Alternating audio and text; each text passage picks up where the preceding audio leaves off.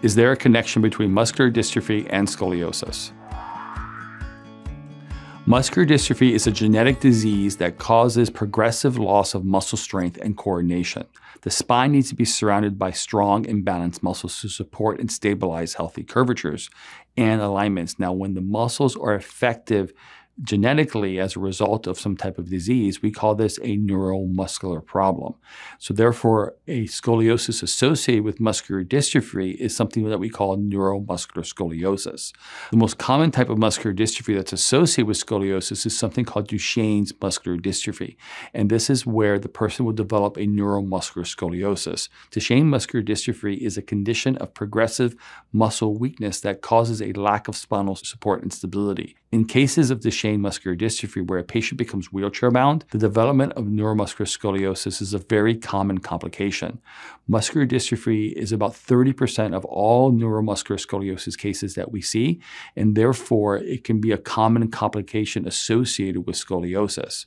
Most cases of scoliosis are something that we call idiopathic scoliosis, and this is where there's no known cause. However, approximately 20% of all scoliosis cases are associated with known causes, and half of these are neuromuscular cases, and the other half is something called congenital scoliosis.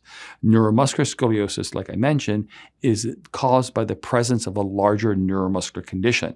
These can be things like spina bifida, cerebral palsy, neurofibromatosis, Ehlers-Danlos syndrome, and muscular dystrophy. It's normally something that affects the nerve system, muscles, or the ligaments, or the tendons, or a combination of all three. Because scoliosis develops as a related complication of a larger neuromuscular condition, it can lead to further disruption between the brain, spine, and muscles. And these things can affect the way the scoliosis actually develops. Unfortunately, neuromuscular scoliosis cases can become particularly severe if left untreated. Therefore, treating these curves when they're small is more important.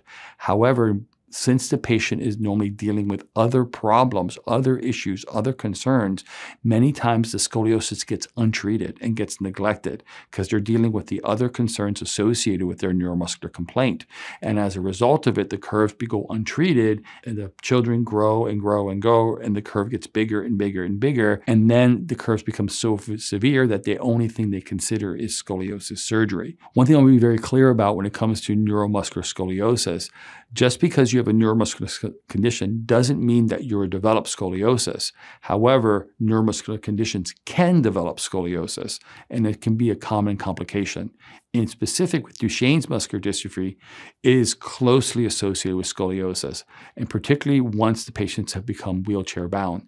Estimates have somewhere around 90% of people with Duchenne actually developing a neuromuscular scoliosis, so it's a very high percentage. And neuromuscular scoliosis caused by Duchenne can rapidly progress during growth phases, and especially when they become wheelchair bound, like I mentioned.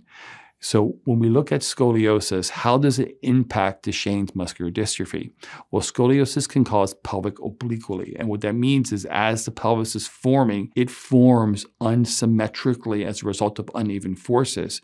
Well, you can see if a patient had overall muscle weakness and they're constantly in a wheelchair putting asymmetrical pressure on their pelvis, constantly seated, it can affect the way the pelvis actually forms and develops. This can happen more significantly and more severely in somebody who's wheelchaired. Once growth has stopped, though, scoliosis can become compressive as a result of gravity and painful. Scoliosis' unnatural curvature and twist can make it difficult for patients to stand that don't have muscular dystrophy, and especially when you add a condition like muscular dystrophy associated to the problem, it can become more difficult. In addition, in cases that become severe, breathing, respiratory malfunction, unfortunately, can be a problem. Again, this normally is a result of the rib cage changing its position and potentially making the space for lungs less sizable and more compressed. And when we look at neuromuscular conditions like muscular dystrophy, they can contribute to the development of scoliosis. In the majority of cases of neuromuscular scoliosis, you're normally treating the scoliosis like a curvature, meaning most of these cases you can't treat the neuromuscular condition on itself to reduce the curve. In Duchenne muscular dystrophy, these patients have the highest occurrence of neuromuscular scoliosis. In cases that neuromuscular scoliosis can become very complex to treat because of the other conditions.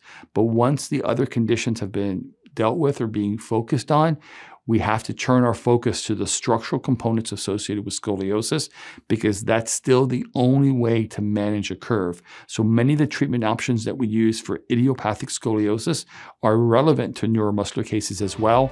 They just have to be adapted and used appropriately for the patient based upon their needs. Thanks for watching. I hope you found this information helpful. If you have any questions about this topic or other scoliosis questions, type in the comments below and let us know. And finally, subscribe and hit the bell icon to be notified of when we publish new videos just like this.